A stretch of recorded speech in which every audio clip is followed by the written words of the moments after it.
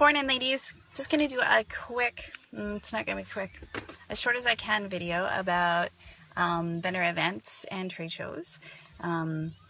Just gonna talk first about shows that are at, say, like a school and things like that. So if you're applying for ones like that, you want to take a look at the price. So ask about the price. If you're concerned that it seems a little high, just message me and I can kind of give you a ballpark. But school shows and stuff are maximum usually about $40. And then they'll ask for a raffle item or a silent auction item, and generally I provide a gift certificate. Lately I've been doing them with a little more urgency, where it's like a market bucks that they can use at my table at the event, but you definitely don't have to do that. I do have a template if you would like that. Just let me know and I can email that to you. Okay, so now you've got your table booked and you have a raffle item in mind. You need to find out if they provide a table and what size, so you can know how to dress it. If they don't provide a table and you think you're going to do a few of these, I recommend you going to Canadian Tire. I'm not sure of the American equivalent of that, but they have this great one, and it's 6 feet and it folds up and it has a handle and it has wheels and it's just fabulous, and it fits in most vehicles, in your trunk or in your van or whatever, and it's great for transporting back and forth. Most places will provide a table for you and they'll have a chair, but try not to sit in the chair too much. And then, so you've got all that booked, you know what size your table is and everything. Things to get organized. Selena helped me make a list of all the things that you're going to need to bring to your event. There's two ways you can kind of approach it. If you are making it like simply a store and you're doing cash and carry, you're going to need to, first of all, dress your table. And I always say the tables that look the best are always the ones that don't show their underwear. And what I mean by that is that they have a skirt or something that goes all the way to the floor, because you're going to have boxes or cases or things like that that you've carried all your stuff in. You need a place to shove them, right? And so everybody puts them under the table. But if you only have a little tablecloth that sort of goes over the edge, you can see everything on the bottom and it's just not as polished. So if you can get, you know what I use? I went to Value Village and I got a curtain, an old curtain that's like, it's actually 8 feet long. And so I take duct tape, good old roll of duct tape, and I duct tape it to the front, and then I put another tablecloth over the top of it, and it has a skirt and a tablecloth, and it looks fabulous, and I can change out colors. Value Village or thrift shops are great. Curtain pieces are great because they're all sewn along the edges, and they're the right length for tables, so highly suggest you do that. Make sure the pattern of the tablecloth isn't too busy, because you don't want to distract from the jewelry. And Jen did a great, I can't remember if it was a weekly webinar or a webinar about this kind of stuff. I won't go into too much detail about your table, but give it some personality. So yeah, make sure that you're covering the bottom. A banner or no banner, it doesn't matter, but something on the table that says who you are is good. So even if you get like a little chalkboard and make it say Color by Amber. So that's like a store table. And if you're going to be a store, you're going to need a float, and you're going to need a way. I really recommend that you get the square. Many of us already have it. So if you would like it, ask, and we can give you a code where you get $1,000 of free transactions, which is very helpful at Christmas time, right? And you just attach it to a device. It's really easy, and you can take credit cards, because so many people don't come with cash anymore. It's kind of crazy. Like, I would say 70 to 80% of my sales are credit cards, so it's very useful to have that. So you got a store, you got a way of taking payment. If you're going to do it more of a display and take orders, then you need to decide if you're bringing your computer, if there's Wi-Fi access, or if you're just taking paper, then you need a clipboard and pens to fill all that out.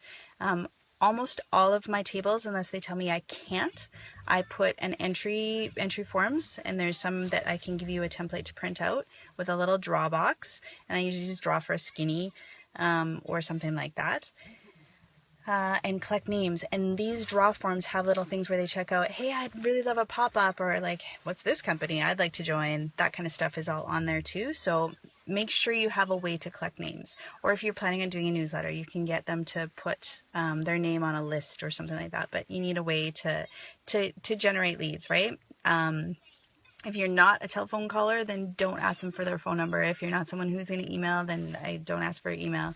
You can ask if they want to. You can modify it however you want. But the little templates that I have are I'm not sure if they're editable. We'd have to ask the girl, but they're fantastic. They have all the right questions, and they say them in a really cute little way. What else? If you're taking orders, yes, make sure you get all of their information very clearly and take notes on their thing and give them a copy of the form with your business card. And that's the other thing you're going to need, right? Your business cards or a catalog card or those shopping spree cards, some way that you can kind of send it with them. I don't give out a lot of catalogs at vendor events because I would prefer that they go online because it's more environmental, but I do have them there. You can tell when someone wants one, right? Okay, so now we've got orders. Yeah, make sure you bring food and stuff with you and water, especially if you're by yourself. Get to know the people around you, especially if you need a potty break. Potty. And yeah, be very, just share your story. I mean, you don't have to jump on people, but usually ask them if they've heard of Color by Amber and kind of go from there. The other thing I do at this time of year too is I just use brown paper bags, lunch bags, or I have my husband making some catalog recycled bags, and I have a little gift insert, and so they make their purchase. I put it back in one of those little plastic Ziploc bags, put it inside of the other bag, put my gift insert thing in there, put my card in there, and hand it to them, and they can either use that to give the gift, or they can just take it home in that and then wrap it themselves at home. But that's kind of a nice touch to give them a bag instead of course, if they want to wear it, that's great too. Instead. And yeah, really make sure you give them your information, right? Get little stickers with your name and stick it on everything. Your phone number and your email, stick it on everything. If you're doing a big show like I'm doing for the baby and tot, a little bit more planning will go into it because you're a store, right? Basically when you're at that. So I've got things to put up on the curtains, and I've got some like more table decoration kind of displays. I'm a little more focused on the stuff that they had swag bags, so I needed stuff to go inside the swag bags there. Making it look like a little storefront was important to me, right? And making sure I had enough stock for that. What I did for planning the booth is I actually taped out the booth area in my living room, and I set up stuff so I knew. It's kind of an odd shape, 10 by 5, so it's 10 across the back and only 5 deep. So that had to be dealt, figure out what will fit where. And those are kind of my tips. I hope that it wasn't too rambly. I have probably way more to say. The list that we're going to put here, it'll be in a new post because we're going to upload it to files, but it has like your checklist of everything you need to take with you and little ideas for other things too. But feel free, I can show you little photos of some of my setups. Some are better than others.